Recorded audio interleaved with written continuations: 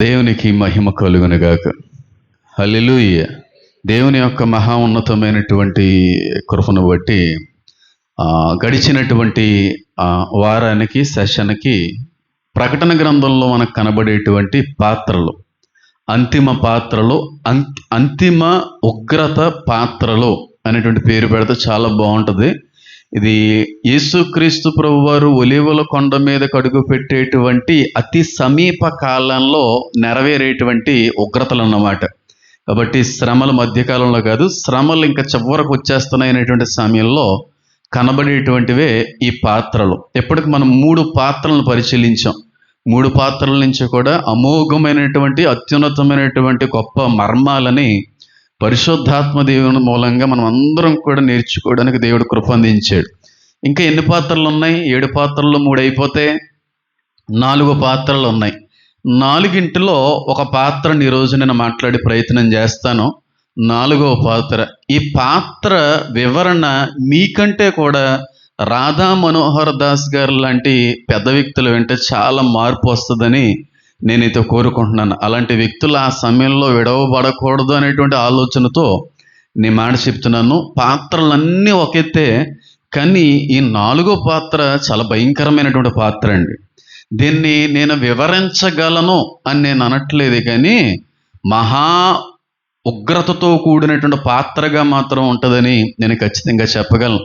క్రైస్తవులే కాదు, మారు మనసు చెందనవారు, రక్షణ పొందుకోవడానికి ఆలస్యం చేసే వాళ్ళందరికీ కూడా ఖచ్చితమైనటువంటి కనువిప్పుని కలిగజేసేటువంటి వర్తమానంగానే ఈ వర్తమానం ఉండబోతుందని నేను ఎంతగానో కోరుకుంటున్నాను. అయితే ప్రకటన గ్రంథము 16వ అధ్యాయాన్ని కన్నా మనం పరిశీలించినట్టయితే ప్రాముఖ్యమైనటువంటి ప్రధానమైనటువంటి అంశంగా కానీ మనం తీసుకున్నట్టయితే ఆ చోట ఒక చక్కటి మాటని నేను గమనించే ప్రయత్నం చేశాను.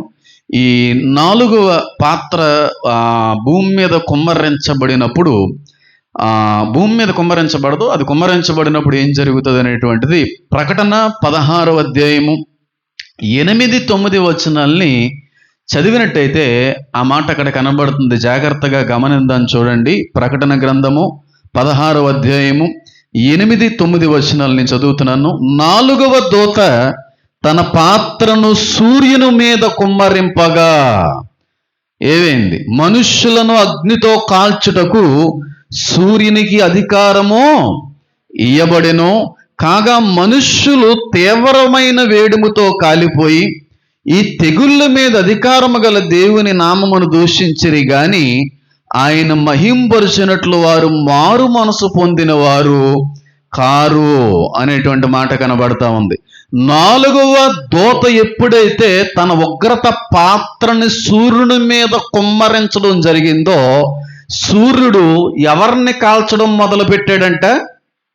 మనుష్యులను కాల్చుటకు సూర్యునికి అధికారం ఇయ్యబడెను అనేటువంటి మాట కనబడతా ఉంది. ఎవరికి అధికారం ఇవ్వబడింది? సూర్యునికి. సూర్యునికి అధికారం ఇస్తే మనుష్యులది కాల్చబోతుందంట. మనం ఐగుప్తి కాలానికి అదే నిర్గమాకాండానికి సంబంధించిన చరిత్రలో కానీ మనం వెళ్ళామనుకోండి, దేవుడు కప్పలకు అధికారం ఇస్తేనే ఐగుప్తు దేశం అంతా ఏమైపోయింది చెప్పాలి, గుండెలు బాదుకుంది. దేవుడు అక్కడ ఉన్నటువంటి మిడతలకి అధికారం ఇస్తేనే ఐగుప్తు దేశం అంతా ఏమైపోయింది, దోకుంది. దేవుడు అక్కడ ఉన్నటువంటి పేళ్ళు టిక్స్కి అధికారం ఇస్తేనే ఏమైపోయింది, ఐగుప్తు అంతా కూడా తల్లడిల్లిపోయింది. ఏంటి? ఒక చిన్న కప్పకి దేవుడు అధికారం ఇస్తేనే ఎలాంటి పర్యవసానాలు ఎదురైని, ఇంతపాటి పేనుకి దేవుడు అధికారం ఇస్తేనే ఆ దేశం అంతా ఏమైపోయిందో మీకు తెలియని విషయం ఏం కాదు. అవునంటారా కదంటారా? మిడత గట్టిగా అయితే ఎంత ఉంటుందండి? గట్టిగా అయితే 1 గ్రామ్ ఉంటుందమ్మా మిడత. 2 గ్రాములు ఉండొచ్చా? నువ్వు వాటి మీద టెస్టులు చేస్తావు కాబట్టి అడుగుతున్నావు. 2-3 గ్రాములు ఉంటుంది. ఎంత ఉంటుంది మిడత? ఆ మిడతకి దేవుడు అధికారం ఇస్తేనే ఐగుప్తు అంతా ఏమైపోయింది తెలుసా?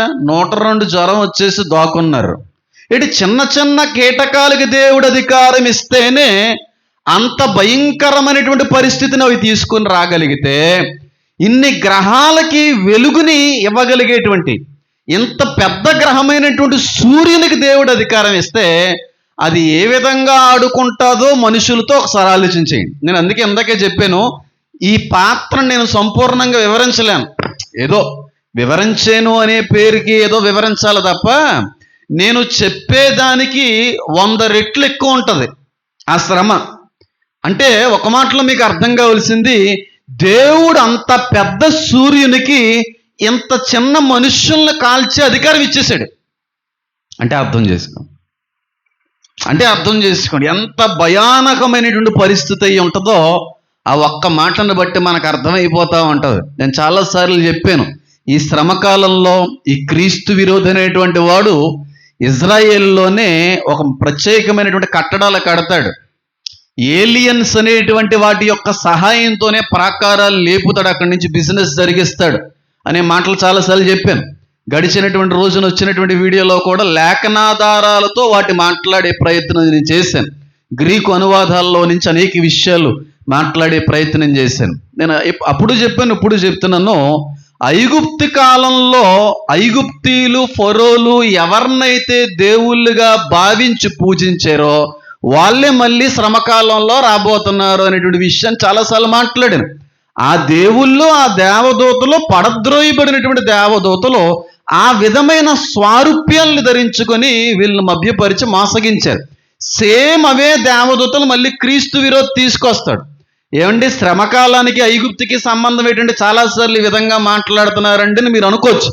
లోకం కూడా నన్ను చాలా విషయాల్లో పిచ్చోడిగా చూసింది. నేను పిచ్చోన్నో లేకపోతే తర్వాత రోజుల్లో మీరు పిచ్చోళ్ళు అవుతారో కాలమే నిర్ణయిస్తుంది, అందులో సందేహం అనేది ఏమీ కూడా లేదు. అయితే ఐగుప్తు కాలానికి శ్రమకాలానికి ఎందుకు మీరు పోల్చి మాట్లాడుతున్నారంటే 666 ముద్ర వెనకున్నటువంటి దేవుడు ఎవరో చెప్పాను, ఏ మతమో చెప్పాను. ఇప్పుడు వాళ్ళు ఎవరో ఎక్కడి నుంచి వస్తున్నారో ఏ దేవతలో కూడా చెప్పాను. అలాగే హాగరు సంతానమే ఈ విధంగా మారిపోద్దని కూడా చెప్పాను. అంటే 4000 సంవత్సరాల క్రితం చేసినట్టు అబ్రహాం గారి తప్పుకి తరాలు కూడా ఇబ్బందులు పడుతున్నాయి అని చాలాసార్లు చెప్పాను. హాగర్ అనేటువంటి వ్యక్తి ఎవరికి సంబంధించింది? ఐగుప్తి దాసురాలవిడి, ఐగుప్తురాలవిడి. ఐగుప్తు దాసురాల్ని ఈయన పెళ్లి చేసుకున్నాడు అబ్రహాం. ఆ చేసుకున్నటువంటి పెళ్లిని బట్టి కలిగిన సంతానాన్ని బట్టి ఇన్ని ముప్పులు, లేకపోతే ఏముండదు. కాబట్టి దానికి దీనికి చాలా లింక్ ఉంది. అది దేవుడు నాకు నేర్పిస్తే గ్రహించిందే తప్ప లేకపోతే నాకు కూడా తెలియదు. కాబట్టి ఐగుప్తులు పూజించేటువంటి దేవుళ్ళలో దేవతలో చాలా మంది పేర్లు ఉన్నాయి.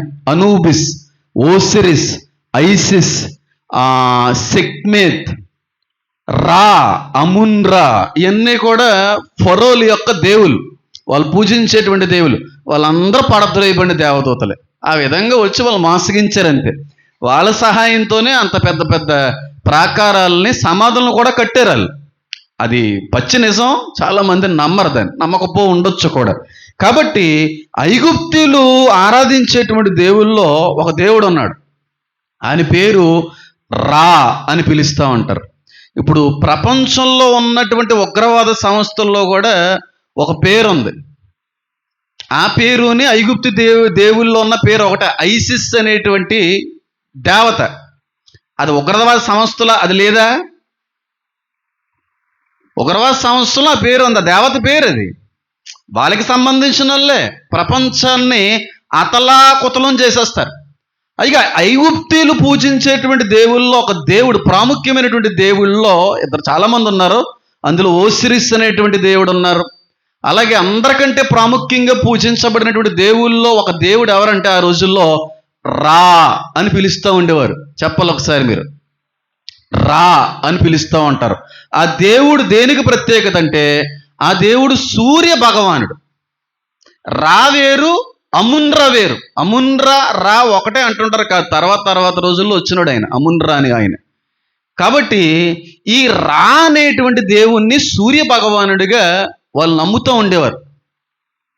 ఆ వ్యక్తి ఎలా ఉంటాడంటే మనిషాకారంతోనే ఉంటాడు, తల మాత్రం డాగ తలకే ఉంటుంది. డాగ చూసారా, గ్రద్ద కాదు, డాగ తల ఉంటుంది. ఆ నెత్తి తల, ఆ డాగ తలపైన సూర్యుడు కనబడతా ఉంటాడు. ఆ సూర్యుడిని ఈ డాగ కలిసి ఉన్నటువంటి ఆ స్థానంలో సర్పం ఇలా చుట్టుకుని ఉన్నట్టు ఉంటుంది. ఆ దేవుని యొక్క ప్రతిమది. రా అనేటువంటి దేవుడు.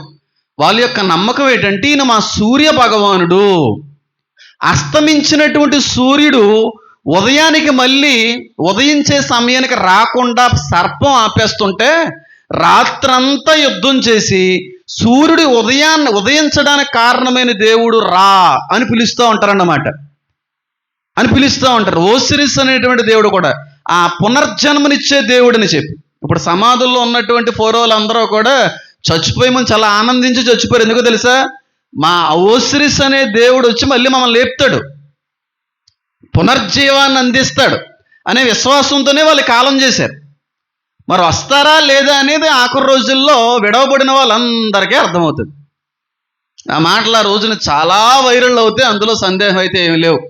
అయితే అప్పుడు వరకు ఏ దేవుడైతే మమ్మల్ని కాస్తున్నాడు, ఏ సూర్య భగవానుడైతే మమ్మల్ని చూసుకుంటున్నాడు అని అనుకున్నారో ఆ సూర్యుడే ఒకానొక రోజున వీళ్ళకి ఏమైపోతున్నాడు అన్నమాట, వ్యతిరేకత అయిపోతా ఉన్నాడు. వ్యతిరేక అయిపోయాడు.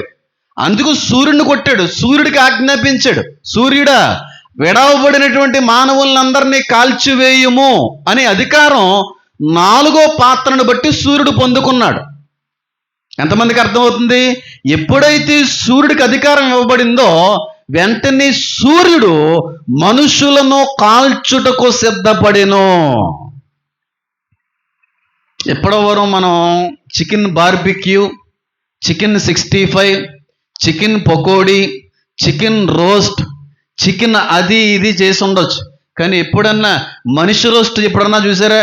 మనిషి రోస్ట్, మటన్ ఫ్రై చూశారు, చికెన్ ఫ్రై చూశారు, హ్యూమన్ ఫ్రై అయిపోతాం. మనుషులు ఫ్రై అయిపోయే రోజులై. మీరు నమ్మండి నమ్మకపోండి. అయ్యి బాబాయ్ పాస్టర్ గారు అలాంటి పరిస్థితుల్లో మేము ఉండకూడదంటే ఏం చేయాలండి బాబు? ఏమీ చేయక్కర్లేదు. హృదయపూర్వకంగా యేసుక్రీస్తు ప్రభువు వారు మా నిమిత్తమే రక్తం కార్చాడు అనే విశ్వాసంతో బాప్తిసం పొందుకో చాలు. ఏం ఉండవు నీకు.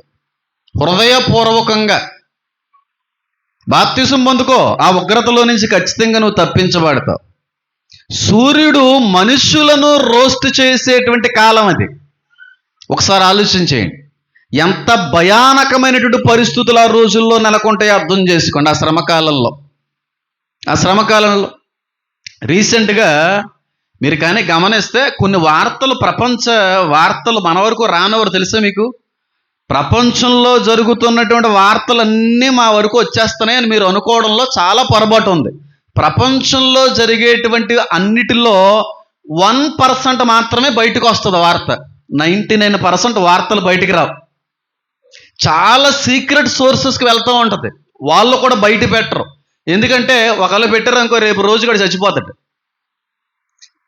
మన వరకు వచ్చేటువంటి వార్తలో ప్రపంచంలో 1% వార్తలు మాత్రమే. జరిగేటువంటి మిగిలిన 99% వార్త మనుషులకి వరకు రానవరు. ఎందుకంటే మనుషులు కంగారు పడతారండి, భయోందోళన గురైపోతారని చాలా విషయాలు మన వరకు రానివ్వరు. కానీ రీసెంట్గా అది అవసరం కనుక చెప్పకపోతే ఎక్కడ వ్యతిరేకత వస్తుంది అనుకున్నారు ఏంటో నాకు తెలియదు. కానీ రీసెంట్గా WMO అనే సంస్థ ఉంది. WHO కాదు, WHO అంటే వరల్డ్ హెల్త్ ఆర్గనైజేషన్. WMO అంటే వరల్డ్ మెటరాయిటికల్ ఆర్గనైజేషన్. మెటరాయిడ్స్ మీద ఈ గ్రహాల మీద పరిశీలన చేసేటువంటి ఒక సంస్థ WMO అనేటువంటి సంస్థ. ఆ సంస్థ ఇచ్చినటువంటి నివేదిక ఏంటంటే గడిచినటువంటి 10, 15, 20 సంవత్సరాలకి ఈ కాలపు ఎండకి చాలా తేడా కనబడుతుంది.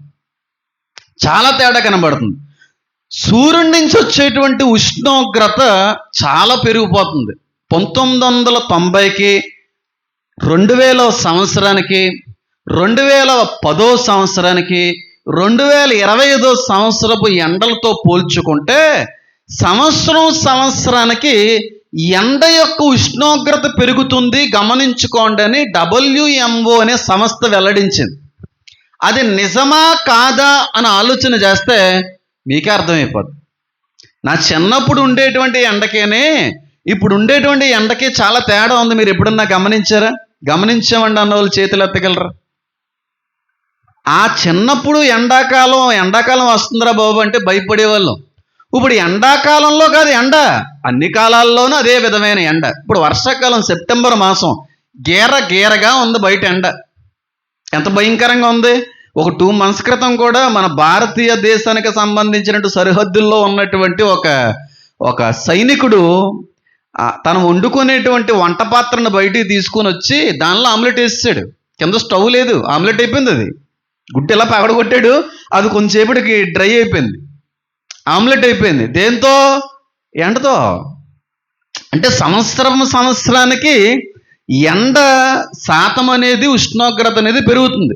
2025 సంవత్సరంలో ఈ సూర్యుడి మీద డవ్ అనేటువంటి శాస్త్రవేత్త, డవ్ అంటే పావురం అనుకున్నారు కనుక పావురాన్ని కూడా డవ్ అని పిలుస్తూ ఉంటారు. పిండి ముద్దను కూడా డవ్ అని పిలుస్తారు. చపాతి పిండి పెడతాం కదా, దాన్ని కూడా డవ్ అంటారు. ఈ డవ్ అనే శాస్త్రవేత్త ఒక విషయాన్ని బయట పెట్టాడు. ఏమనంటే, సూర్యుడి మీద మునుపెన్నడూ కనబడనటువంటి, మేము ఎప్పుడూ గ్రహించనటువంటి 115 మచ్చలు కనబడుతున్నాయి. 115 మచ్చలు కొత్తగా వచ్చినాయి అంట. బైబిల్ వాక్యం సెలవిస్తూ ఉంటుంది, అంత్యదినముల్లో సూర్యుడు కంబల వలె ఏమైపోతాడు? నలుపు అయిపోతాడు. ఆరిపోయే దీపానికి కాదా, అది ఇంకా ఆరిపోయేటువంటి పరిస్థితికి వచ్చేస్తుంది. కాబట్టి ఆరిపోయే సమయానికి ఇవ్వవలసిన వెలుగు కంటే, వేడి కంటే ఎక్కువ ఇస్తుంది. అది ఆగిపోతుందని బ్లాక్ స్పాట్స్ అనేటువంటివి కనుగొన్న శాస్త్రవేత్తలు బయట చెప్పారు. రాగలిగేటువంటి సంవత్సరాల్లో మనిషి జీవితంలో ఎప్పుడూ చూడనంత భయంకరమైన వేడిమిని అది ఇవ్వబోతుంది అని 2025 సంవత్సరం డవ్ అనే శాస్త్రవేత్త బయట పెట్టాడు. ఈ సంవత్సరంలోనే ముందు రోజుల్లో మనిషి బ్రతకలేడంట, అంత భయంకరమైన ఉష్ణోగ్రత నమోదవుతుందంట సూర్యుడి నుంచి వచ్చేటువంటి వేడి వల్ల. అది బైబిల్ ఎన్ని వేల సంవత్సరాల క్రితం రాసి ఉంచింది చెప్పాలి? 2000 సంవత్సరాల క్రితమే రాసేసింది. ఏమని? సూర్యుడు వల్ల మనుషులు ఏమైపోతారో కాలిపోతారండి. ప్రపంచంలో అతి ఎక్కువ ఉష్ణోగ్రత నమోదైంది 1913వ సంవత్సరంలో కాలిఫోర్నియా అనేటువంటి ప్రదేశంలో, డెత్ వ్యాలీ అని పిలుస్తూ ఉంటారు. అక్కడ నమోదైంది. ఎంత అంటే ఎక్కువ టెంపరేచరు 56.7, 56.8 ఆ ఉష్ణోగ్రత. ఇప్పుడు ఎంత ఉంటుందంటే మ్యాక్సిమం 40, చూడండి ఒకసారి, 47 ఉంటుందా, 46, 47 ఉంటుందేమో నాకు తెలిసి. టుడేస్ టెంపరేచర్ అని కొట్టమ్మా తెలిసిపోతుంది మీకు. అక్కడ ఉంటాయి కదా యాప్స్, ఏంటాయి వాతావరణ యాప్స్ ఉంటాయి కదా, నా దాంట్లో ఉండవు అలాంటివి. నేను అసలు పొరపాటున కూడా ఉంచను, అది మంచిది కాదు. ఎంత? 40, 42 అంతే ఉంటుంది మ్యాక్సిమం. నేను చెప్పగలను టెంపరేచర్ లెవెల్స్ 42. ఎండాకాలంలో మ్యాక్సిమం 48, 49, 50 కూడా. 56.7% నమోదైంది 1913వ సంవత్సరంలో. డెత్ వ్యాలీ అనేటువంటి ప్రదేశం అంతా అతలాకుతలం అయిపోయింది. నేను అంటాను, ఈ శ్రమకాలంలో 60 degrees సెంటీగ్రేడ్కి వెళ్ళొచ్చు అనేది నా అభిప్రాయం. 60 degrees సెంటీగ్రేడ్కి కానీ సూర్యుని యొక్క ఉష్ణోగ్రత వస్తే మనుషులు ఏమైపోతారో తెలుసా? ఏమైపోవచ్చు? చచ్చిపోతారు. 60 degrees సెంటీగ్రేడ్ ఉష్ణోగ్రత కానీ నమోదైతే మనిషి చచ్చిపోతాడు. మీరు ఏ శాస్త్రవేత్త దగ్గరికి వెళ్ళి అడిగినా, ఏ డెర్మటాలజిస్ట్ దగ్గరికి వెళ్ళి అడిగినా ఖచ్చితంగా చెప్తాడు, 60 degrees కానీ ఉష్ణోగ్రత వస్తే మనిషి చచ్చిపోవడమే, కాలిపోవడమే. రాదనుకుంటున్నారా మీరు? 1937లోనే 57కి వచ్చేసింది. ఈ శ్రమకాలంలో 60కి రాదు, ఓ 3 degrees పెరగదంటారా? చెప్పండి అమ్మా, పెరుగుతుందా పెరగదా? 20 సంవత్సరాల క్రితమే 57 నమోదైతే రాగలిగేటువంటి 10-15 సంవత్సరాలకి ఈ ఉష్ణోగ్రత 60 కాదంటారా? 3 degrees పెరగదంటారా? ఒకవేళ నిజంగానే మనం అనుకున్న విధంగా పెరిగితే 60 degrees ఉష్ణోగ్రత కానీ నమోదు అయితే మనిషి కాలిపోతాడు, బతకడం. అంటే ఒక్కసారి ఆలోచన చేయండి, ఎంత భయంకరమైనటువంటి వేడిముతో మనుషుల్ని అది కాల్చేయబోతుందో. మీరు గమనిస్తే దేవుని నోటి మాట మూలంగా కలిగిన సకల చరాచర సృష్టి దేవుని రాకడికి సిద్ధపడుతుంది. కానీ తన స్వహస్తాలతో తన స్వరూపమందు కలిగి చేయబడిన మానవుడే ఇంకా ఆయన రాకడకి ఏం చేయలేకపోతున్నాడు? సిద్ధపడలేకపోతున్నాడు.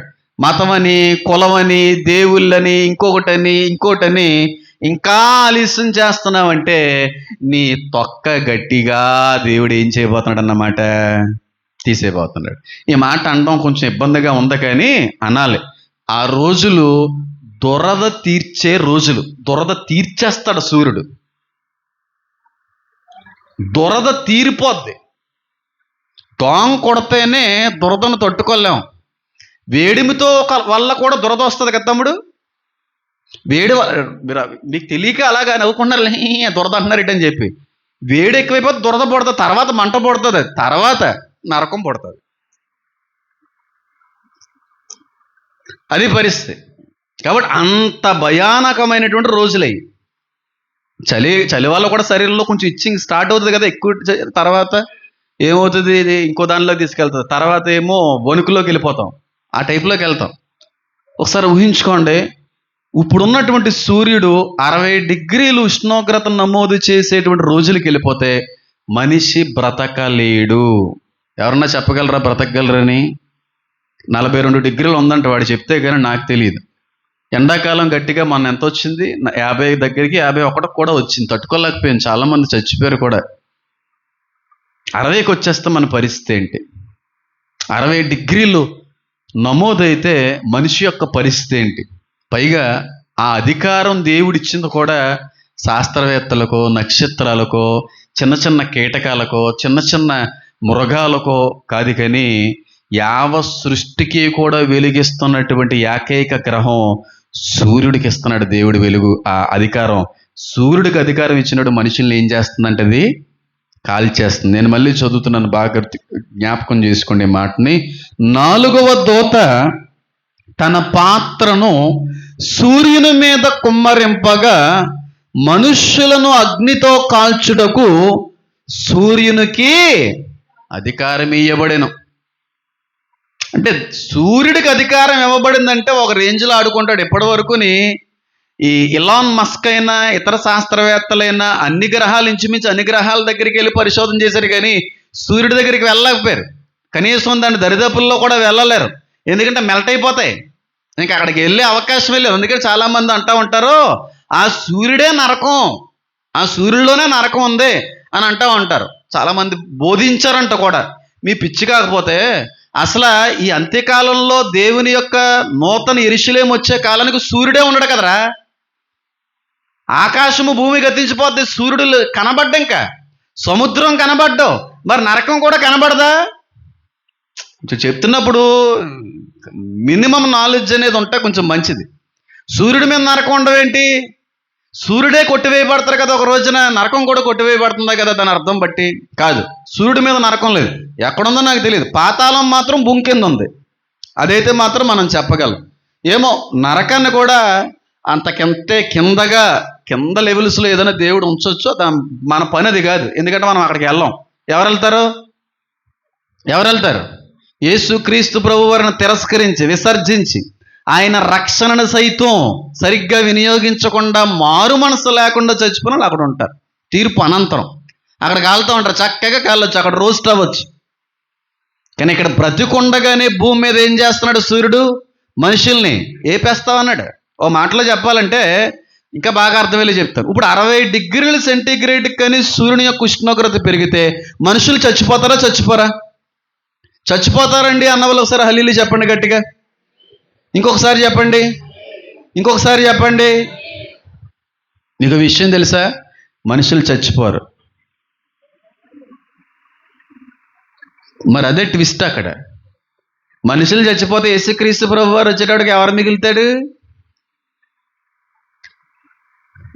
అక్షరానుసారంగా ఎప్పుడు చదవకూడదు, దేవుని యొక్క మహాకృప సహాయంతో మాత్రమే ముందుకెళ్ళాలి. 60 డిగ్రీల సెంటీగ్రేడ్కి సూర్యుడు ఉష్ణోగ్రత వస్తే ఏ శాస్త్రవేత్తన్నా చెప్పేది ఒకటే, మనిషి చచ్చిపోతాడు. అంతకి మించిన ఉష్ణోగ్రత నమోదవుద్ది, కానీ మనిషి చచ్చిపోడు. ఏం చేయబడతాడు తెలుసా? కాల్చివేయబడతాడు. బెస్ట్ ఎగ్జాంపుల్ చెప్పమంటారా? నరకంలో పురుగు చావదో, అగ్గి ఆరదు. ఆ రోజులు మినీ నరకం చూపిస్తాడు దేవుడు. మనిషి చావడు, అలాగని చెప్పి వేడి తగ్గదు.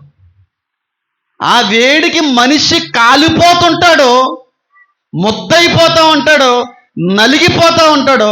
కానీ మనిషికి చావు రానే రాదు.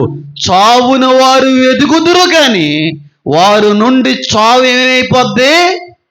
నరకంలో కూడా చాలా మంది చచ్చిపోతే బాగుండు అనుకుంటారు. చావనివ్వడు దేవుడు, నల్లగొట్టేస్తాడు. మెయిన్ నరకంలో ఎంత హింస ఉంటుందో సుమారుగా ఇంచుమించు అదే హింస భూమి మీద పెడతాడు. అప్పటికైనా మారతారా? అసలు సిసలైన ఎంతకంటే భయంకరంగా ఉంటుందని. కానీ మారనే మారు. వాళ్ళని ఏమన్నాడు దేవుడు? బండబారిన వారులారా. బండబారిన గుండెకెళ్ళి దేంతో కొడతానాడో తెలుసా? ఆయన స్పూన్తో కొడతాను అనలేదు, ఆయన కత్తిరితో కోస్తాను అనలేదు, ఆయన ఏమనలేదు, సుత్తితో కొడతాను. బండబారిపోయిన హృదయాల్లో ఉన్న కలిగిన వారులారా, చాలా ఇబ్బంది పడిపోతారు మీరు. నేను చెప్తున్నాను, బండబారిపోవడం అనేది ఫరోలకు సంబంధించిన హృదయం, క్రైస్తువులకు సంబంధించింది కాదు. ఫరో హృదయాన్నే దేవుడు ఏం చేశాడు? బండగా చేశాడు. నీలో ఉన్నది ఫరో ఆత్మ అయితే ఎప్పుడు నీ హృదయం కఠినంగానో బండగానే ఉంటుంది. నిజంగా క్రైస్తవ హృదయం మాంసపు హృదయంలా, శుతిమెత్తన హృదయంలా ఉంటుంది. దేవుడు ఎంత మాట్లాడుతున్నా, సేవకుడు ఎంత హెచ్చరిస్తున్నా, వాక్యం ద్వారాగా దేవుడు ఎంత ఖండించే ప్రయత్నం చేసినా నీ హృదయంలో చలనం రావట్లేదంటే నీలో ఉన్నది ఫరో ఆత్మ. ఫరోను కొట్టాడా? ఎర్ర సముద్రంలో ఏం చేశాడు? చేపలకు ఆహారం చేసేసాడు ఆయన. నిన్నెవరికి ఆహారం చేస్తాడో తెలుసా? పక్షులకు ఆహారం చేస్తాడు. బండబారిపోయిన వాళ్ళు చాలా జాగ్రత్తగా ఉండాలి. మీరు ఏదో అనుకుంటున్నారు, పాస్టర్ గారు చెప్తే ఇలాగే చెప్తుంటారులే, మనం అనుకున్న మనమే చేసుకుంటే. అస్సలు బండ అనేటువంటి మాట క్రైస్తవునికి అసలు వర్తించే మాట కాదు. ఫరోలకి వర్తించేది, సాతానికి వర్తించే మాట అది. ఉన్నారు ఇక్కడ కొంతమంది, ఉండే ఉంటారు. మీకు చాలా గట్టిగా ఉంటుంది ముందు రోజుల్లో. అంత వేడి వచ్చేసిన మనిషికి ఏం రావట్లేదు చెప్పాలి? చావు అనేటువంటిది రావట్లేదు. ఎంత భయానకమైన పరిస్థితో చూడండి అమ్మా, ఎంత భయానకమైన పరిస్థితో. వేడి నూనెను ఒక మూకుళ్ళలో బాగా మరిగిస్తున్నప్పుడు అందులో ఏలి పెట్టగలవా? ఒకవేళ పెట్టిన కాళ్ళని వెంటనే తీసేస్తావు. ఆడెవడో సమోసాలు అయిపోతున్నాడు చేత్తని వేడి నూనెలో. మనం చూశాను నేను. అది చెయ్యాలేకపోతే ఐరన్ రా బాబు అనుకున్నాను. అలవాటు అయిపోయింది అడిగి. అలా ఉంచుతాడు, అలా తీసి అలా వేస్తుంటాను అంతాడు. ఆడికి అలవాటైంది. ఒక మూకుడులో నూనె మరుగుతున్నప్పుడు చెయ్యి అలాగే ఉంచేసావు అనుకో, భయంకరమైన మంట వస్తుంది, భయంకరమైన వేదన పడుతుంది. కానీ చెయ్యి మాత్రం కాలిపోవట్లేదు, చెయ్యి మాత్రం బూడిది కావట్లేదు. ఎలా ఉంటుంది? అలా ఉంటుంది ఆ రోజు ప్రజలకి. నేను మాట అంటాను, బాగా గుర్తుపెట్టుకోండి మాటని. బలహీనుణ్ణి బలవంతుడు కొడితే ఆ బలవంతుణ్ణి సర్వశక్తిమంతుడు కొడతాడు. బాగా గుర్తుపెట్టుకోండి. మళ్ళీ చెప్తున్నాను, బలహీనుణ్ణి బలవంతుడు కొడితే ఆ బలవంతుణ్ణి సర్వశక్తిమంతుడు కొడతాడు. నీ బలహీనతను బట్టి ఎవరన్నా నేను కొడుతున్నారేమో, ఏం బాధపడకు. అంతకంటే బలవంతుడు ఒకడు ఉన్నాడని మాత్రం గుర్తుపెట్టుకో. కొడతాడు ఆయన, కొట్టబోతున్నాడు ఆయన. అందరినీ కాదు, కొందరినే కొడతాడు అక్కడ. అదేంటి పాస్టర్ గారు అంత మాట అనేశారు? భూమి మీద ఉన్న మనుషులందరినీ కూడా కాల్చుటకు సూర్యునికి అధికారం ఇవ్వబడిన అనేటువంటి మాట అక్కడ ఉపయోగిస్తే కొందరికే ఇలాంటి వేదన అండి. కొందరికే వేదన. ఎవరికంటే పాత్రలు ఎక్కువగా వర్తించి 666 ముద్ర వేయించుకుని క్రీస్తు విరోధిని ఆరాధించే వాళ్ళకి కలిగేటువంటి ఎక్కువ మొత్తంలో హింస వాళ్ళకే ఈ పాత్రలన్నీ కూడా. నిజంగా భూమి మీద ఉన్న వాళ్ళందరికట్టి శ్రమ వస్తే 144,000 మంది యూదులను కూడా ఏమవ్వాలి మరి? అప్పుడు కాలిపోవాలి, వాళ్ళు కూడా కాలిపోవాలి. కాలరాళ్ళు వాళ్ళని దేవుడు ప్రొటెక్ట్ చేశాడు. ఏర్పాట్లో ఉన్న వాళ్ళు కూడా శ్రమకాలంలో రక్షించబడతారు.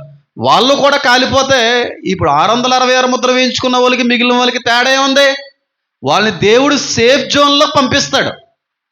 జలప్రలయం వచ్చినప్పుడు నోవాహు కుటుంబాన్ని రక్షించాడా? అందరినీ వదిలేసినా? అలాగే ఏర్పాట్లో ఉన్న వాళ్ళని రక్షించుకుంటాడు.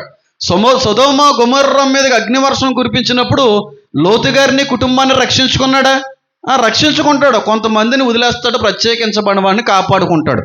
ఈ కాలంలో కూడా ఈ ఎండ వేడిమి అందరికీ కనబడదు, అందరికీ వచ్చేటువంటి శ్రమ కాదు, కొందరికే వస్తుంది. అదలా కుదురుతుందండి పాస్టర్ గారండి? సూర్యుడు అనేటువంటి వాడు భూమి అంతటికి ఒకే గ్రహం, ఒకే వెలిగిచ్చే గ్రహం కదా.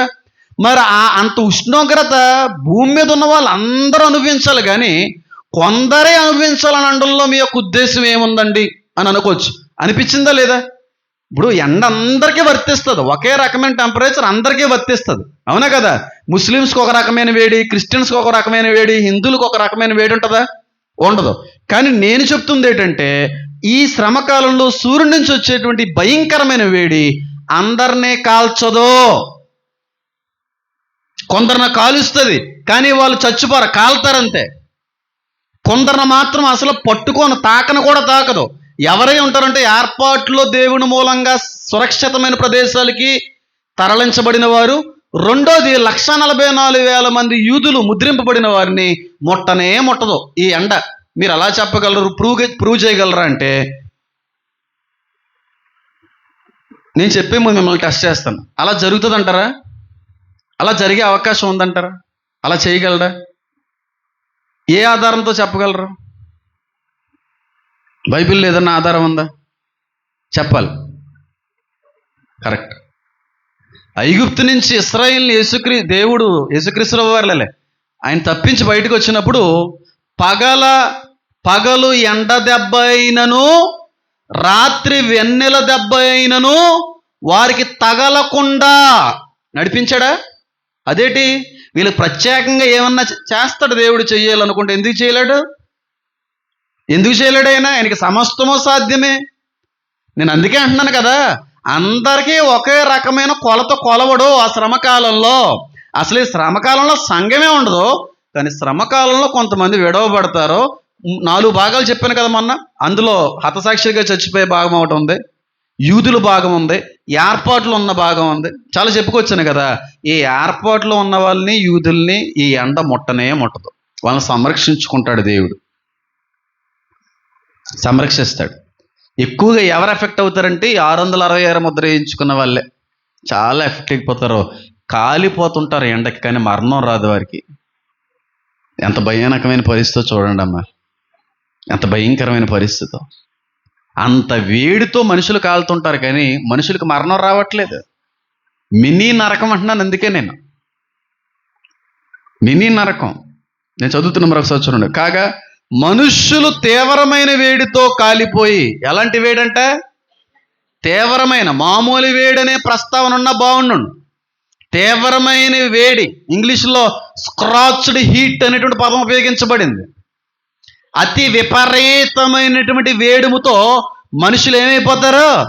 కాలిపోతారు. అందరూ కాదు, మళ్ళీ చెప్తున్నాను నేను, అందరూ కాదు. ఈ ముద్ర వేయించుకొని సాతానుని వెంబడించిన వారందరికీ అట్టి శ్రమ తప్పదు అంటాను నేను. తప్పదు, అంత భయంకరమైన శ్రమ తప్పదు. స్క్రాచ్డ్ హీట్ అనేటువంటి పదం అంటే లోతు దినాల్లో కలిగినటువంటి వేడి కంటే కూడా భయంకరంగా ఉంటుంది వేడి. 4వ పాత్ర అంత భయంకరమైనది. నేను అందుకే అంటున్నాను కదా, రక్షణ పొందుకోండి, మారు మనసు పొందుకోండి.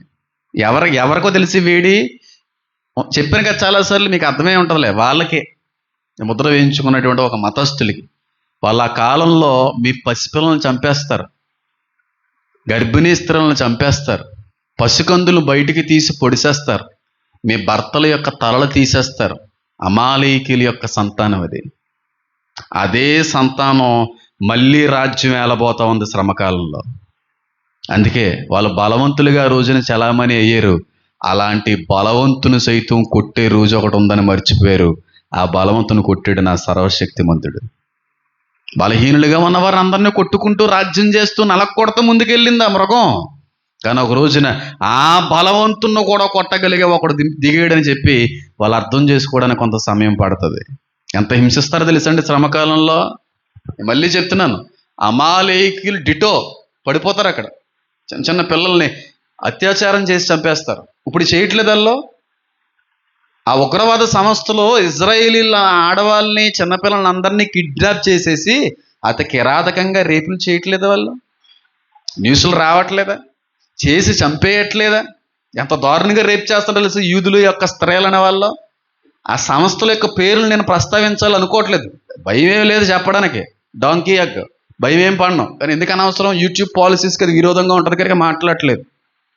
నిన్న సాయంత్రం ఒక వీడియో వచ్చింది, కాకినాడలో ఒక 4 కార్లు నారాయణ కాలేజ్కి ఎలా వెళ్ళాలి, ఈ బ్రిడ్జ్ ఒకటి ఉంటుంది, నారాయణ కాలేజ్ ఎలా ఉంటుంది, ఇలా బ్రిడ్జ్ ఎక్కితే మార్కెట్ దిగుతాం, 2 టౌన్ పోలీస్ స్టేషన్ దిగుతాం, అక్కడ పెద్ద రింగ్ ఉంటుంది, పవన్ కళ్యాణ్ గారు ఫ్లెక్స్ వేసి 4 పెద్ద పెద్ద కార్లు మన దేశానికి సంబంధించినవి కానీ ఇతర దేశాల యొక్క జెండాలు వాళ్ళ కార్లు కట్టుకుని తిరిగారు.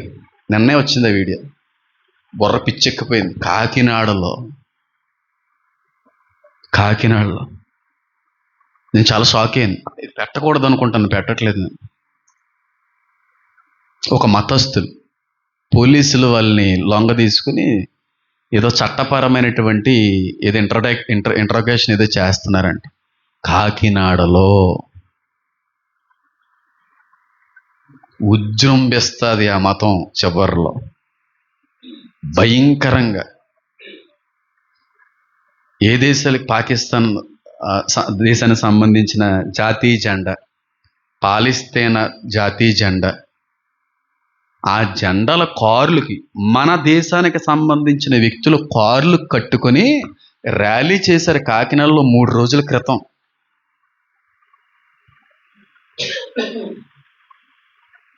వాళ్ళకి అధికారం లేదు, అధికారం వాళ్ళకి అనుగ్రహించబడిన తర్వాత వాళ్ళ యొక్క చర్యలు ఎంత తీవ్రంగా ఉంటాయో అర్థం చేసుకోండి.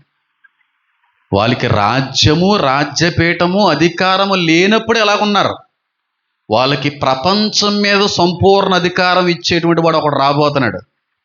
ఆ అధికారం వచ్చిన తర్వాత వాళ్ళ యొక్క విజృంభణ ఎంత భయంకరంగా ఉంటుందో మీరు అర్థం చేసుకోండి. కాకినాడలో జరిగింది అది. సాతాను అలా వాడుకుంటాడు. అబ్రహాం గారు, నేను ఆయన పేరు ఎట్లేను అనుకోండి, నేను పేరు ఎట్టేదేంటి, ఆయన కాలు గోటి దగ్గర ఉన్న ధూళికి కూడా సరిపోను నేను. దేవుని యొక్క సలహా తీసుకోకుండా, దేవుని యొక్క చిత్తం ఎరగక, దేవుని యొక్క విశ్వాసం సంపూర్ణంగా ఉంచలేక చిన్న పొరపాటు ఆయన కూడా కాదు, భార్య చేసింది. ఆదాం పొరపాట, ఆదాం కాదు కదండి, ఎవరు పొరపాటు, అవ్వమ్మ. అబ్రహాం గారు చేసిన తప్పు కాదని నేను అనట్లేదు, దానికి కారణం ఎవరు, సారమ్మ. అందుకే పౌలు గారు అంటారు, స్త్రీ ఎలా ఉండాలి, మనం అలా చెప్తే నచ్చదు కొంతమంది, మౌనంగా ఉండాలి. నీ భర్త నీ కిరీటమే అన్నాడు, తలే ఉన్నాడు, నువ్వు కదా తలవి. సమానంగానే దేవుడు చూస్తాడు, కాదని నేను అనట్లేదు. ఆయన చేసిన చిన్న పొరపాటు యుగ సమాప్తి వరకు కూడా కొనసాగుతూనే ఉంది. యేసుక్రీస్తు ప్రభువు వారు ఆ మతం కోసం మాట్లాడారంటే మీరు నమ్ముతారా? క్లియర్గా మాట్లాడాడు, కానీ నేను మాట్లాడాలనుకోవట్లేదు దాని గురించి. ఎందుకు, అవి దేవుడు మరుగు చేసినప్పుడు నేను బయట పెట్టడం ఎందుకు?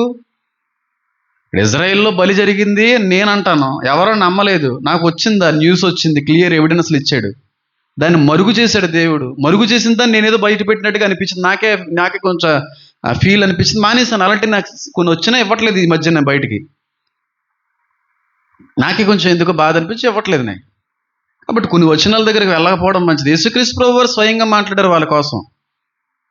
అది రాజ్యం చేయబోతా ఉంది. మీ భర్తలను చంపేస్తారు వాళ్ళు, మీ పసికందుల్ని చంపేస్తారు వాళ్ళు, మీ ఇంట స్త్రీల్ని మానభంగం చేస్తారు. ఇప్పటికే చేస్తున్నారు చాలామందిని. యూదులు స్త్రీలందరినీ కిడ్నాప్ చేసేసి ఎంత కిరాతంగా రేప్ చేస్తున్నారో తెలుసా అండి. 20 మంది 30 మంది ఒకే రోజు ఒక అమ్మాయి దగ్గరికి వచ్చి ఇబ్బంది అన్నం పెట్టకుండా నీళ్ళు ఇవ్వకుండా నలగొట్టి ఇప్పుడు ట్రంప్ గారు వస్తున్నారు, ఒరే అర్జెంటుగా మీరు వాళ్ళు విడుదల చేసేయండి రా, విడుదల చెయ్యకపోతే మీకు ఒక విలన్ పరిచయం అవుతాడు, నేను విలన్ అవతారం ఎత్తవలసి వస్తుందని ట్రంప్ గారు మొన్నే పెద్ద వార్నింగ్ ఇచ్చారు. అటువైపు నేను సరైనటువంటి సమాధానం రావట్లేదు. ఖచ్చితంగా గాజా ఎగిరగొట్టేస్తాడు ట్రంప్. అది బైబిల్ ప్రవచనం. అది అది జరిగిన తర్వాత వస్తాడు రావాల్సినట్టు. దగ్గరలో ఉంది అది. ఇప్పటికే గాజా మీదకి వెళ్ళిపోతున్నారు. ఇప్పటికే అక్కడ బాంబుల వర్షం కురిస్తుంది. నిన్న కూడా ఇచ్చాడు వార్నింగ్, వస్తున్నానని చెప్తున్నాను, వార్నింగ్ ఇస్తున్నాను, వదిలేయండి, ఇజ్రాయిల్ హోస్టేజెస్ అందరినీ వదిలిపెట్టేయండి. చాలా అందంగా చెప్తున్నాను, నాకు ఇంకో రూపం ఉంది, ఆ రూపం చూడకండి అని వార్నింగ్ ఇస్తున్నాడు ఆయన. చేయించారు, బ్లాక్ మ్యాజిక్లు విచ్ క్రాఫ్ట్లు చేయించి ఆయన ఆరోగ్యాన్ని అలాగా చేసి పాడేశారు. ఈరోజు ఇంకా ఎక్కువ జరుగుతాయి ఇలాంటి శుద్ర పూజలు. ఎందుకంటే రాత్రికి ఏం రాబోతుందో తెలుసా? సంపూర్ణ చంద్రగ్రహణం. మన ఇండియాకి 8 to mid 2 o'clock వరకు, రాత్రి 8 గంటల నుంచి రాత్రి 2 గంటల వరకు శుద్ర పూజలు చేసే వాళ్ళకి పండగ ఈరోజు. కొన్ని దేవుళ్ళు, కొన్ని దేవతలు, కొన్ని దయ్యాలకి రక్తాన్ని ఇస్తారు ఈరోజు. చెప్పకూడదేమో చెప్తున్నాను, ఇలాగా వచ్చేసింది, అలాగే ఇంక కంట్రోల్ చేసుకోలేక చెప్తున్నాను. అంత భయంకరమైనటువంటి పండగ వాళ్ళకి ఈరోజు. చాలా జాగ్రత్తగా ఉండాలి మనం. మనల్ని ఏం చేయదు అనుకోండి, మనం వాటికి కానీ ఓపెన్ గేట్స్ ఓపెన్ చేసాం అనుకోండి, ద్వారాలు తెరిచి ఉంచాం అనుకోండి, అయిపోతాం. ట్రంప్ గారు ఆరోగ్య పరిస్థితి ఏం బాగాలేదు. నా వరకు కొన్ని విషయాలు వచ్చినాయి, అవి బయటికి పెట్టకూడదు కనుక నేను పెట్టట్లేదు. ఎందుకంటే ఇంటర్నేషనల్ మీడియా చెప్పని విషయాలు మనకెందుకని చెప్పి. మా తాతయ్య గారి పరిస్థితి ఎలా ఉందో చివరి రోజుల్లో సేమ్ అదే పరిస్థితి, బయటికి కనబడట్లేదు అంతే. చచ్చిపోయాడని చెప్పి టీవీ మీడియా వాళ్ళు ఎంత రాద్ధాంతం చేశారండి. ఎంతమంది అన్నా చచ్చిపోయారండి. నేను రియాక్ట్ అవ్వను, చచ్చిపోయారని నిజంగా చచ్చిపోతే నేను రియాక్ట్ అవ్వాలంటే అర్థం చేసుకోవాలి. అంత అధ్వానంగా ఉంది ఆయన పరిస్థితి. మాట్లాడకూడదు కాబట్టి కొన్ని మాటలు మాట్లాడట్లేదు. ఆయన కోసం ప్రార్థన చేయండి. ఎంతో కాలం ఉండడు ఆయన. అయితే సంఘం ఎత్తబడాలి, లేదంటే మధ్యలోనే ఆయన పదవి నుంచి విరమించుకుంటాడు. తర్వాత ఇంకొకడు వస్తాడు. అది ఎన్నిసార్లు చెప్తాను ఈ మాట. కాబట్టి ఆ కాలం ఎలా ఉండబోతుందంటే మిక్కిలి విపరీతమైనటువంటి వేడిమితో మనుషుల్ని ఏం చేయబోతుంది? కాల్చివేయబోతుంది. అందరినీ కాదు, కొందరిని దేవుడు సంరక్షించాడు. సురక్షితమైన ప్రదేశాల్లోకి తరలించి వాళ్ళని కాపాడుతూ ఉంటాడు. కాబట్టి అందరికీ కాదు, కానీ భయంకరమైనటువంటి పరిస్థితి అయితే మాత్రం కనబడుతుంది. ఎంత కాలిపోతున్నాం అనుకో. ఒకవేళ బెస్ట్ ఎగ్జాంపుల్, మా ఇంట్లో వాళ్ళే, పేరైతే నేను ప్రస్తావించను, నా చిన్నతనంలో మాట్లాడారు ఆ మాట. పేరు ప్రస్తావిస్తే వాళ్ళు నేను అగౌరవపరిచినట్టు ఉంటుంది కనుక నేను పేరు ప్రస్తావించను. నా చిన్నతనంలో 8th, 6th, 8th మధ్య క్లాసుల్లో చాలా భయంకరమైన ఎండలు వచ్చేసినాయి. మరి అది ఏ ఇయరో నాకైతే తెలియదు, కానీ భయంకరమైన ఎండలు, వడగాల్పులు అని అంటారు చూడండి. ఎక్కువ ఎండ ఉష్ణోగ్రత ఎక్కువైపోయింది అనుకోండి, హైపర్ థెర్మియా అనేది వస్తుంది మనిషికి. అంతే కదా? హైపోథెర్మియా వేరు, హైపర్ థెర్మియా వేరు. హైపోథెర్మియా అంటే మనిషి యొక్క ఉష్ణోగ్రత లెవెల్స్ తగ్గిపోవడం. హైపర్ థెర్మియా అంటే ఉష్ణోగ్రతలు పెరిగిపోవడం. ఈ ఎండ వల్ల హైపర్ థెర్మియా వస్తుంది మనిషికి. అంటే మనిషి వేడెక్కిపోయి ఆ వేడి తగ్గదు, కంట్రోల్ అవ్వదు వేడి. దాన్ని హైపర్ థెర్మియా అంటారు. అది మనిషిని ఎక్కడికి నడిపిస్తుంది అంటే వడదెబ్బ అంటారు చూడండి, సన్ స్ట్రోక్ అంటారు చూడండి. సన్ స్ట్రోక్ రావడానికి కారణం హైపర్ థెర్మియా, నాట్ హైపోథెర్మియా. హైపోథెర్మియా అంటే కోల్డ్, అది ముక్కు చీవిడి అన్నీ వస్తాయి, అవునా కదా? హైపర్ థెర్మా అంటేనే వేడి కథముడు. థెర్మల్ అన్న వేడి, కరెంటు కూడా దాన్ని ఉపయోగిస్తూ ఉంటారు. హైపర్ థెర్మియా వస్తుంటే చాలామంది వడగాల్పులకి బారిన పడతారు చూడండి. సన్ స్ట్రోక్ తగిలిన తర్వాత 60 degrees సెంటిగ్రేడ్ వచ్చిన తర్వాత మనిషి ఉష్ణోగ్రత పెరిగిపోద్ది, తగ్గదు. హైపర్ థెర్మియాకి వెళ్ళిపోతాడు ఆ వ్యక్తి, నలిగిపోతాడు ఆ వ్యక్తి. తాతయ్య గారు కూడా ఒకసారి వడదెబ్బ తగిలేసి చచ్చిపోతాడు అనుకున్నాం మనం అందరం. గుర్తుందా? ఎంతమంది గుర్తుంది? మన దైవజనులకి వడదెబ్బ తగిలింది. ఎక్కడికో మీటింగులు, మంచి ఎండల్లో బయట అసలు బస్సులో కూడా తిప్పేవారు కదండి. మీటింగులకి డేట్ ఇచ్చేసానని లారీ మీద వెళ్ళి వచ్చేసి కూడా ఆయన పడిపోయాడు. భయంకరమైనటువంటి డిహైడ్రేషన్, హైపర్ థెర్మియాకి లోనైపోవడం వల్ల చచ్చిపోతారు అనుకున్నారు. దేవుడు అలా నిలబెట్టాడు ఆ వ్యక్తిని. గుర్తుందా ఆ విషయం? ఆ సాక్ష్యం ఎంతమంది గుర్తుంది? వడదెబ్బ తగిలింది, సన్ స్ట్రోక్ అనేటువంటిది వచ్చేస్తుంది. ఆ వడదెబ్బ తగిలినప్పుడు నా చిన్నతనంలో మా ఇంటి వాళ్ళు ఒక మాట అన్నారు. వడదెబ్బ తగిలినప్పుడు కాదు, ఎండ తీవ్రత ఎక్కువైపోయినప్పుడు. ఓయ్ బాబోయ్, ఈ ఎండలకి తట్టుకోలేకపోతున్నాం, చచ్చిపోతే బాగుండు అని అన్నారు. మా ఇంట్లో వాళ్ళే, పేరు చెప్పను, నా చిన్నతనంలో. మా తాతయ్య గారు అయితే కాదు. అంత భయంకరమైన ఎండలు కాసేసినాయి చిన్నప్పుడు, స్కూలింగ్ టైంలో. అది మా ఇంట్లో ఒకరు ఎండలకి తట్టుకోలేకపోతున్నా, ఏమి ఎండలే బాబోయ్, చచ్చిపోతే బాగుండు అని అన్నారు. అంత భయంకరమైనటువంటి వేడి. కానీ ఆ రోజుల్లో వేడికి మనిషి చచ్చిపోతాడా? చావడు. ఒకవేళ అలాంటి పరిస్థితుల్లో నువ్వు ఉంటే, అంత భయంకరమైన వేడిమికి గురయ్యి నలిగిపోతుంటే నువ్వేమంటావు చెప్పు? ఇప్పుడు ఆ శ్రమకాలంలో మీరు ఎవరో విడవబడరులే, మీ అందరి కొరకు దేవుడు రక్తం గార్చాడు, అటు రీతిలో మీరు అందరూ కట్టబడుతున్నారని నేను నమ్ముతున్నాను. ఒకవేళ అంత భయంకరమైన ఉష్ణోగ్రతలో మనుషులను కాల్చేసేటువంటి ఎండ ఇచ్చేటువంటి సమయంలో మీరు కాలిపోతున్నప్పుడు మీరు ఏమంటారు? నేను అడుగుతాను, మీరు సమాధానం చెప్పకపోతే నేను సీరియస్ అయిపోతాను. చిన్నబాబు, ఆ శ్రమల్లో నువ్వు ఎడవబడ్డావు, భయంకరమైన ఎండకి కాలిపోతున్నావు, నువ్వు ఏమంటావు దేవుణ్ణి? తీసేసుకుంటావా? మరి అలా అనకూడదు మనం.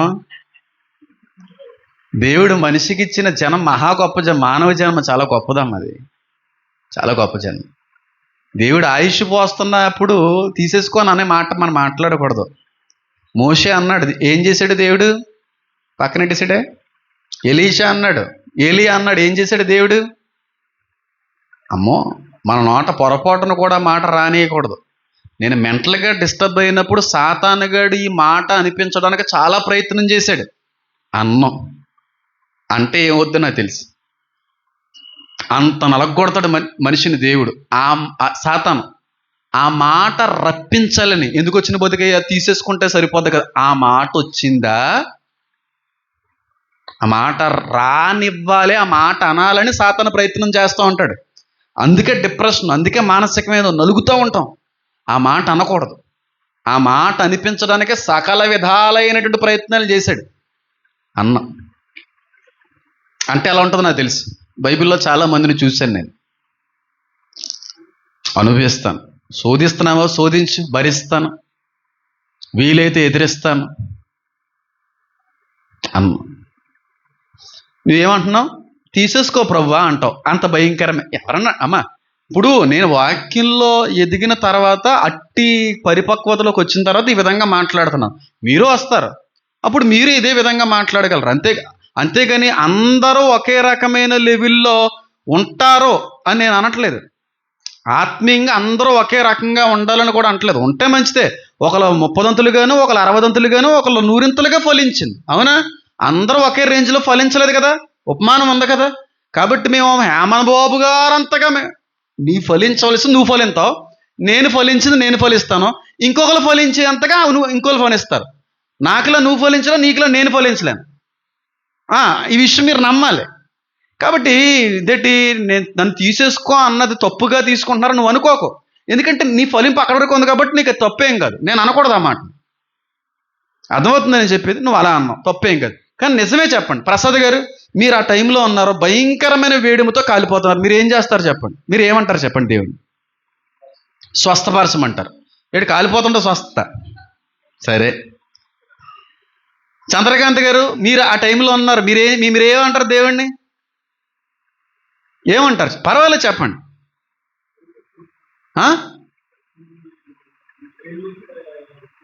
ఈ వేడి నుంచి రక్షించని ప్రభు అని కోరుకుంటారంట. ఒక ఆయనేమో రక్షించమని కోరుకుంటారు, ఒక ఆయనేమో స్వస్థత పరచమని కోరుకుంటారు, ఒక ఆయనేమో తీసేసుకో ప్రభు మేము భరించలేకపోతున్నాం అని ఆమోస్ గారండి, మీరు ఆ ఎండలో ఉంటే, ఆ తీవ్రమైన వేడిలో మీరు ఏమని ప్రార్థన చేస్తారు చెప్పండి? పర్లేదు. ఈ ఉగ్రత నుంచి తప్పించండి. దేందలి గారు, మీరు ఏం చేస్తారండి? రూతి గారు, మీరు చెప్పండి, మీరు ఏం చేస్తారు? మామూలుగా చెప్పండి, పర్లేదు, చెప్పాలి. మీరు చెప్పకపోతే మళ్ళీ శాపం వచ్చేది చూసుకోండి. చెప్పండి. రక్షించమని. దేవమణి గారు, మీరు ఏం చేస్తారండి ఆ వేడిలో కాలిపోతున్నప్పుడు? ఎండ ఎక్కువగా కాసేస్తుంది, అప్పుడు మీరు ఏం చేస్తారు? అది అమ్మోయ్, 6 తర్వాత 7 తర్వాత మా తాతయ్య గారు ఏమని ప్రార్థన చేసేవారంటే, ఎండ తీవ్రతలో ప్రభువా మీకు ఇష్టమైతే వాతావరణాన్ని చల్లపరచండి ఆయన అంటారు ఎవరన్నా. అంతేనా అంటారు? కొంచెం ఇప్పుడు వర్షాలు ఎక్కువైపోయింది అనుకో, ఏమని ప్రార్థన చేస్తాం మనం? వర్షాలు ఆపండి ప్రభువా మీకు ఇష్టమైతే. మీటింగులు అలాగే కదా ప్రార్థన చేస్తుంటాం మనం. ఎండ ఎక్కువైపోతున్నప్పుడు ఎవరైనా ఏమని చేస్తారు? ఎండ తీసేయనైనా వరసలు కొట్టించేయాలి ప్రభు అని అనం. ప్రభు మీకు ఇష్టం ఇచ్చుకుంటూ ఎండ తీవ్రతను తగ్గించండి ప్రభు అని చేస్తారు. ఎవరైనా అలా చేసేవాళ్ళు ఉంటారో, రక్షించమని చేసేవాళ్ళు ఉంటారో, స్వస్థపరచమని చేసేవాళ్ళు ఉంటారో, కాపాడండి ప్రభు అని చేసేవాళ్ళు ఉంటారో. కానీ ఇక్కడ మీరు చూస్తే ఎంత భయంకరమైన వేడిముతో కాలిపోతున్నప్పుడు కాపాడండి, రక్షించండి, ఎండ తగ్గించండి అని అంటలేదు. ఏమంటారు తెలుసా? దేవుణ్ణి దూషించిరి అని ఉంది అక్కడ. ఎంతమందికి అర్థమవుతుంది చెప్పేది? గట్టిగా హల్లెలూయా చెప్పగలరా? మీరు బుర్ర పనిచేయదా మాటలు చదువుతుంటే? ఒక వచనాన్ని కొన్నిసార్లు 2-3 రోజులు చదువుతాను నేను. 2-3 రోజులు అంత అర్థం అవుతుంటుంది ఆ వచనం. ఒక వచనాన్ని మనిషి జీవితం అంతా ప్రయత్నం చేసిన వివరించలేడు.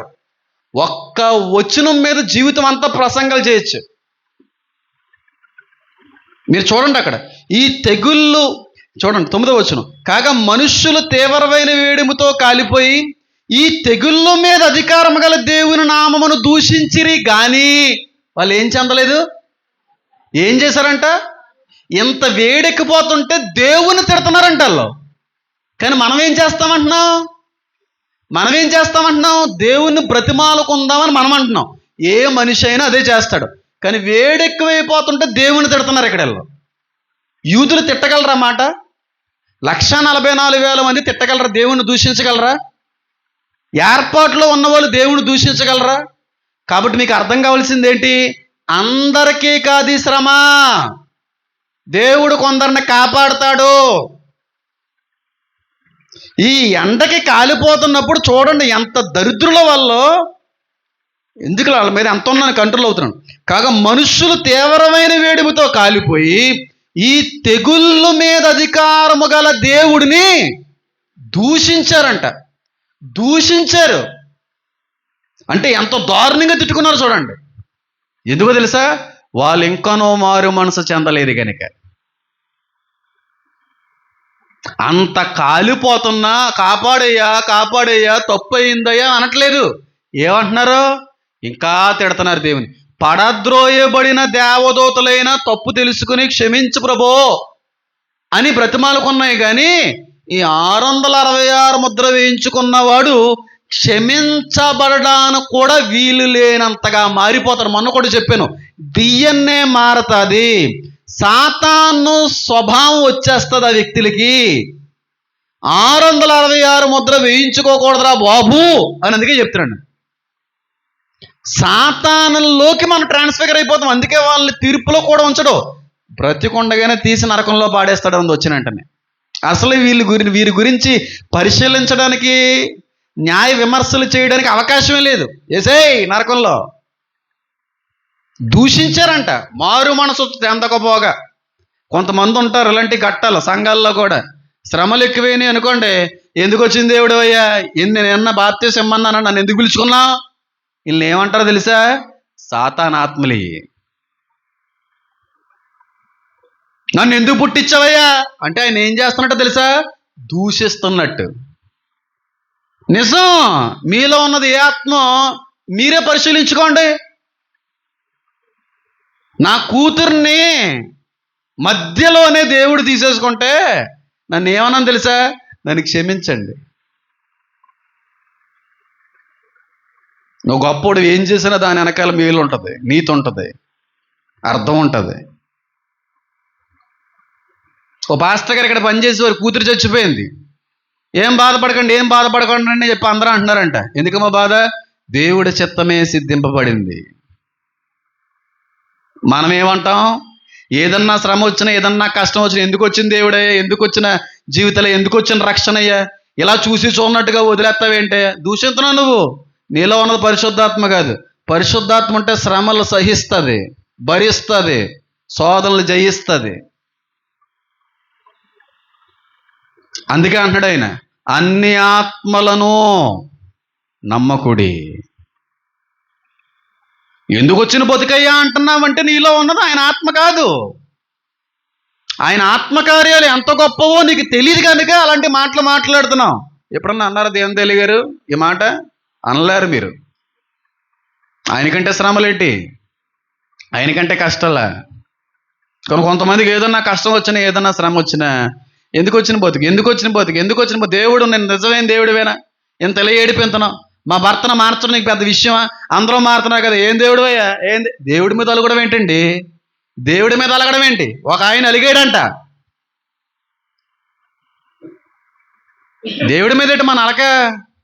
నువ్వు నిజమైన పరిశుద్ధతలో నిజమైనటువంటి సాక్ష్యంలో నిలబడుతూ నువ్వు బ్రతకగలిగితే మోషేలాగా ఇదేటయ్యా అని ఆయన ప్రశ్నించావంటే దానికి ఒక అర్థం ఉంటుంది. నీ బతుక్కిని ఆయనకి సంబంధమే ఉండదు. దేవుడిని మళ్ళీ ప్రశ్నిస్తారు, అంత సీన్ లేదు.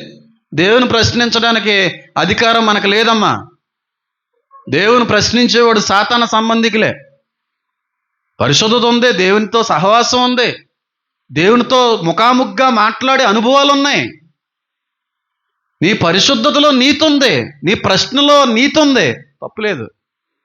శ్రమలు వస్తాయని ఆయన అంటుంటే, తట్టుకోలేనని శ్రమలు నీకు ఇవ్వనని ఆయన అంటుంటే, శ్రమలు భరించలేనివి నీకు ఇవ్వనని తెలుసు కూడా దేవుని అంటున్నావంటే నేనేమన్నాలి? నీలో ఉన్నది ఏ ఆత్మ? పరిశుద్ధాత్మ కాదు, చెప్పాలి దురాత్మ. ఆత్మ ఉందన్నమాట. ఆ మాట మనం మాట్లాడకూడదు. ఇక్కడ వాళ్ళు కూడా అదే అంటున్నారు, ఏమని?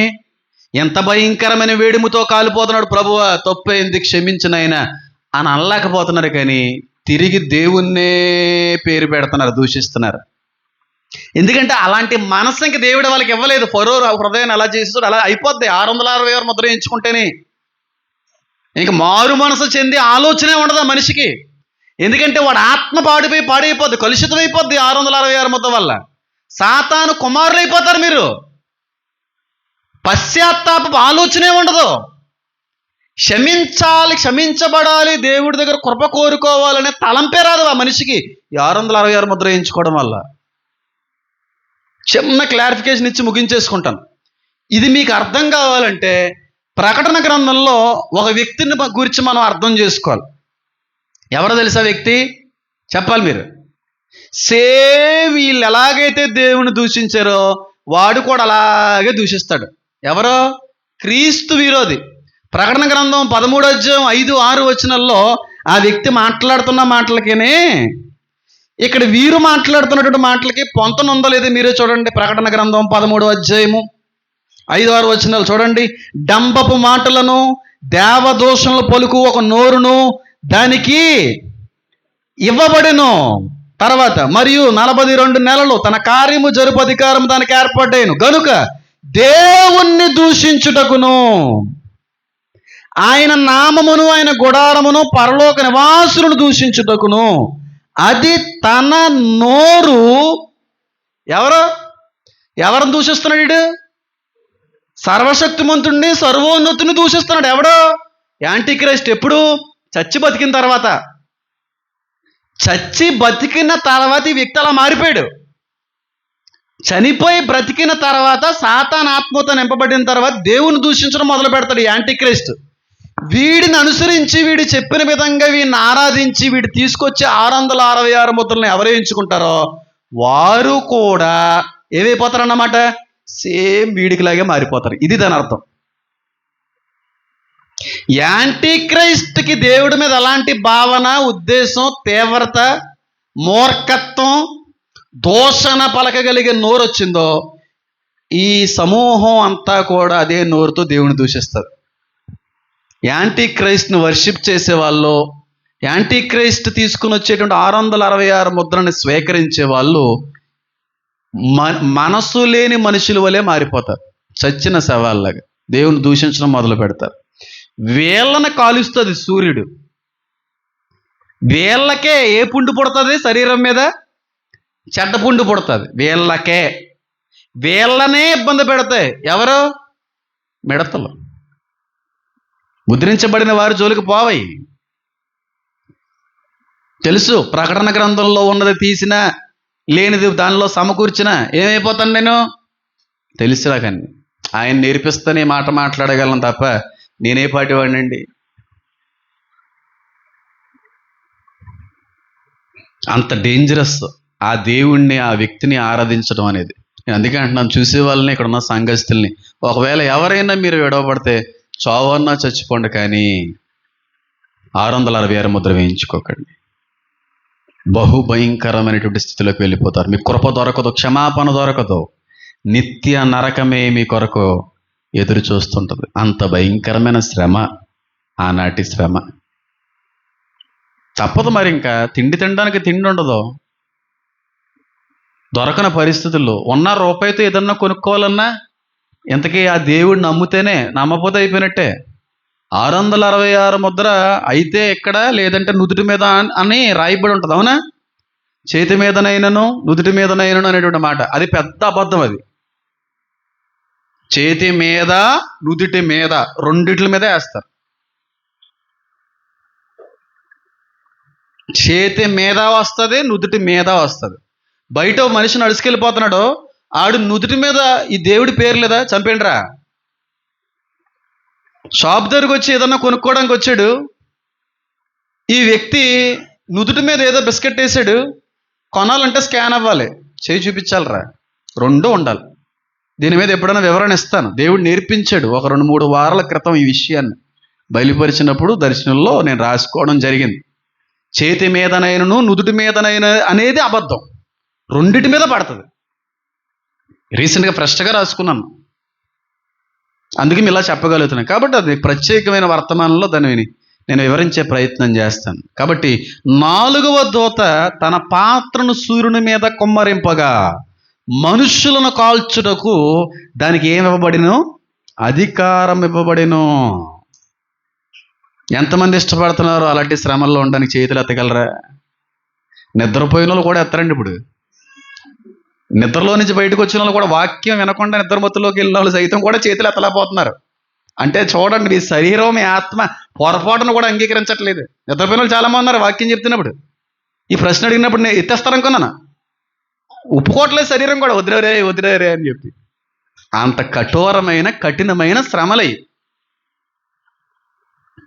ఎంతమంది ప్రభువైన యేసుక్రీస్తు వారు తన వధువు సంఘాన్ని కొనుక్కోవడానికి వచ్చే సమయానికి సిద్ధంగా ఉన్నామండి అన్నవాళ్ళు చేతులు ఎత్తండి. సిద్ధంగా ఉన్నవాళ్ళు ఎత్తనా వద్దురా. శరీరం సిద్ధపడాలమ్మా, ఆత్మ సిద్ధంగా ఉంటుంది, శరీరం కూడా సిద్ధపడిపోవాలి, రెడీ అయిపోవాలి శరీరం. ఆ భావన మనకు తెలుస్తూ ఉంటుంది. ఆ స్టేజ్కి కూడా మీరు ఖచ్చితంగా దేవుడు మిమ్మల్ని తీసుకొస్తాడు. ఆవిడంత భయంకరమైనటువంటి ఎండ తీవ్రతతో మనుషులు ఏమైపోతారమ్మా? కాలిపోతారు. ఎంత కాలిపోతున్నా సరే వారికి చావు రాదు.